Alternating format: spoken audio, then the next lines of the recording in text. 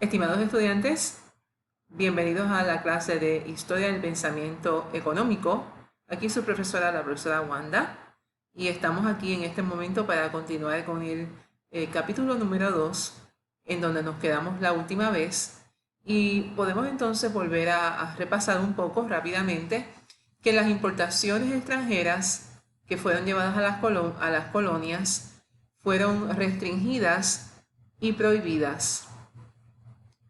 Y la manufactura colonial fue frenada, fue controlada, fue completamente tomada por el gobierno y en algunos casos fue proscrita, o sea, fue vedada, no se permitía más y no se dejaba hacer.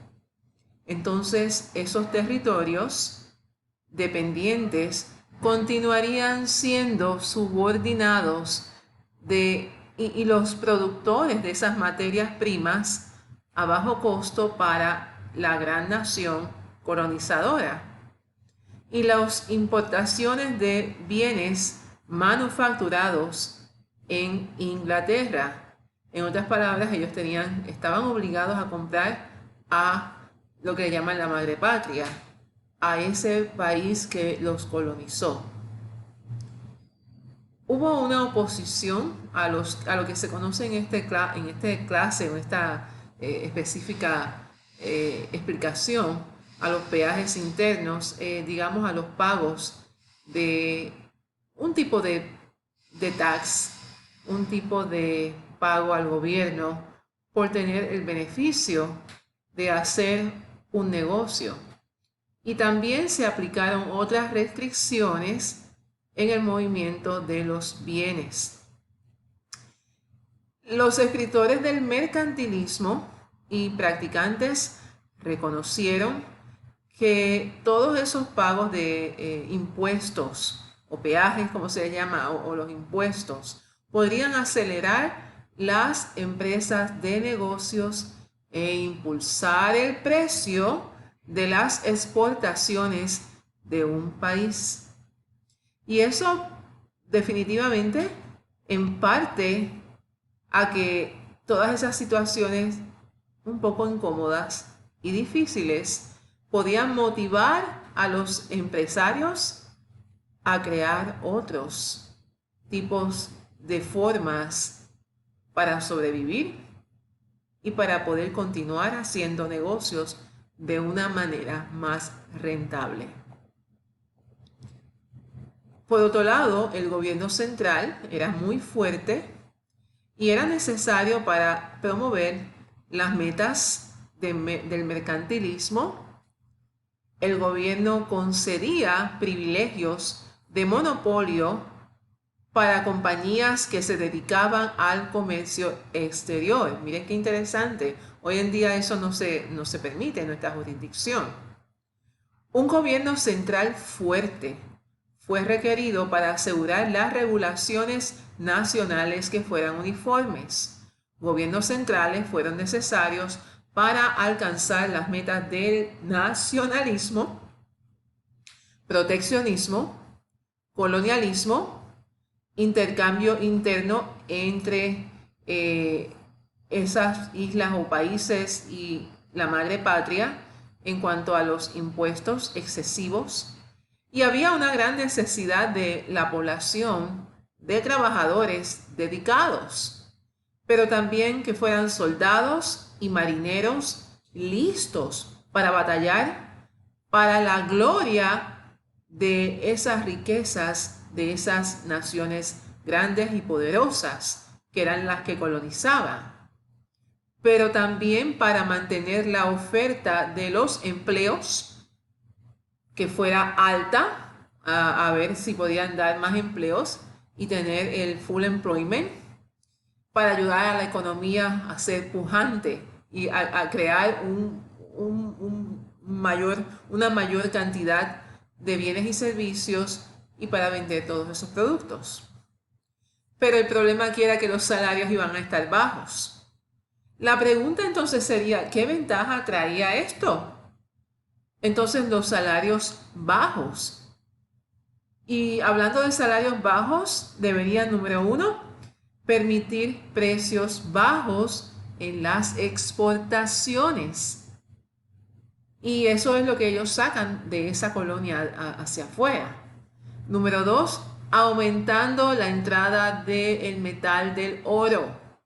Número tres, reduciendo la inactividad y promoviendo una mayor participación en la fuerza laboral. Durante los reinados de Enrique VIII en Inglaterra o Gran Bretaña, durante el 1509 al 1547, 7.200 ladrones fueron ahorcados, entre muchos otros terribles decretos, todos por este y otros reyes. Eso era un delito prácticamente capital, que fueran pillos, ¿verdad? Vamos a hablar un poco sobre Bernard de Mandeville. Bernard de Mandeville, en el 1670 hasta el 1773, este filósofo holandés era un satirista y un doctor en medicina. Él vivió en la ciudad de Londres, Inglaterra, y escribió un documento donde hablaba que el pobre debería estrictamente dedicarse al trabajo y que fuera prudente aliviar sus necesidades para hacer a la sociedad más feliz.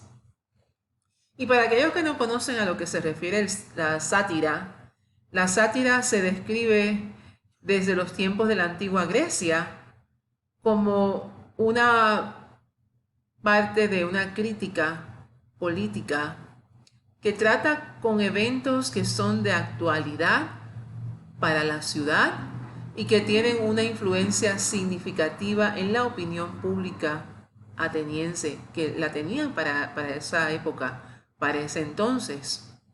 Entonces, justo detrás de haber pasado las elecciones, se hacían estas sátiras. Por esta razón siempre ha sido objeto de violentos ataques por parte de los poderosos de la época, como en el caso del demagogo Cleano contra el poeta cómico Aristáfanes. Para Giorgio Foratini, la sátira es una gran manifestación, la más alta expresión de la libertad y la democracia. Según Darío, la sátira es una forma libre y absoluta de teatro. Por eso es que ustedes ven que en los Estados Unidos y en nuestra isla de Puerto Rico a veces se crean programas de sátira para hacer de los eventos políticos y las situaciones que los políticos a veces realizan, digamos, y se hace de una manera irónica o satírica para tomarlo como chiste. Bueno, yo no soy muy partidaria de eso, pero no cabe duda que las pocas veces que he visto algunas han sido muy graciosas. Bueno, para gusto de los colores, ¿verdad? Ahora vamos a hablar sobre William Temple. Él escribió un ensayo publicado en el 1770 sobre el Tratado de Comercio y dio un gran pensamiento a algo que los va a sorprender, al empleo de los niños. Él decía que los niños desde los 4 años de edad deberían ser enviados a la fuerza trabajadora, a los campos de trabajo, según sus diferentes capacidades, y donde ellos tendrían 2 horas de lectura e instrucción.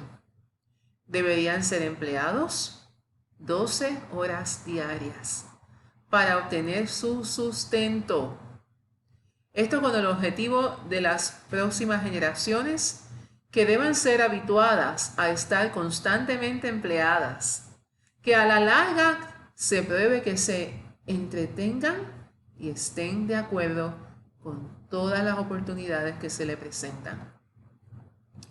Bueno, para mí es algo chocante, no sé para ustedes, pero yo no hubiese querido estar en esa situación, y yo pienso que ustedes tampoco, son muy tiernos niños de 4 años. Dependen totalmente de los adultos, de sus padres, de sus abuelos. Pero así pensaban en esa época estos teóricos. Ahora vamos a hablar del mercantilismo de trabajo. Continuamos hablando del mercantilismo como esa teoría en el cual algunos mercantilistas estaban contendiendo que los salarios bajos serían necesarios para reducir la ociosidad y promover la participación en la fuerza laboral. Creyeron que el incremento en los salarios habilitaría a los trabajadores para ganar más ingreso por horas. Les permitiría inclusive reducir sus horas de trabajo. Algunos de los trabajadores secundarios, incluyendo los niños, quizás saldrían de la fuerza de trabajo si sus padres ganarían más ingreso por hora. En la terminología moderna, los mercantilistas enfatizaban el efecto del ingreso en las tasas de incrementos del salario, porque las altas tasas salariales incrementan el ingreso por hora. Los trabajadores pueden permitirse el comprar tiempo de ocio adicional. Eso es comprar vacaciones, tomarse un tiempo para no hacer nada más que divertirse. Ellos compran más tiempo de ocio reduciendo el número de horas que ellos trabajan.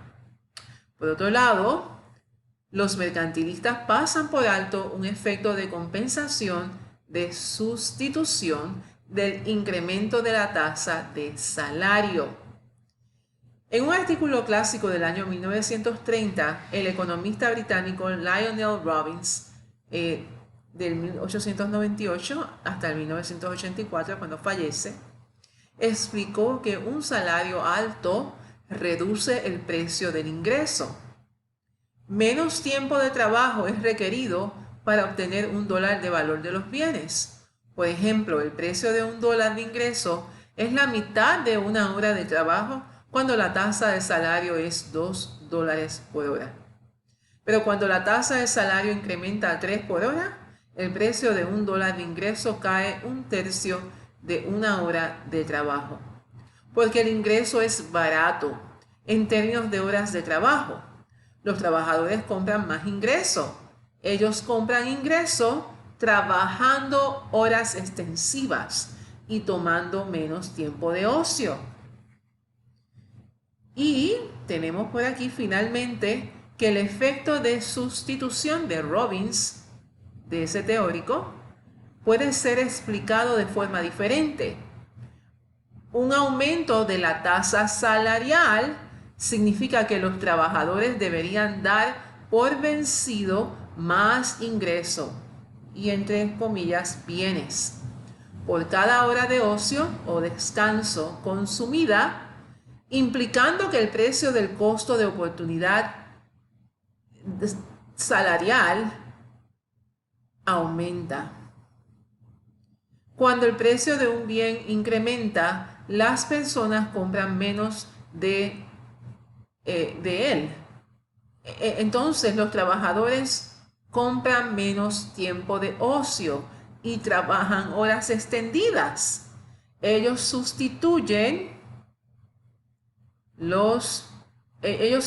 el trabajo por un ocio más costoso, más caro. Porque el ingreso y el efecto sustitutivo de la tasa incrementa la operación en dirección opuesta. No está claro cómo los trabajadores van a responder. Pero luego de esta explicación vamos a hacer una pausa y regresamos con el resto de este capítulo. Y nos vemos ya en unos minutos. Gracias.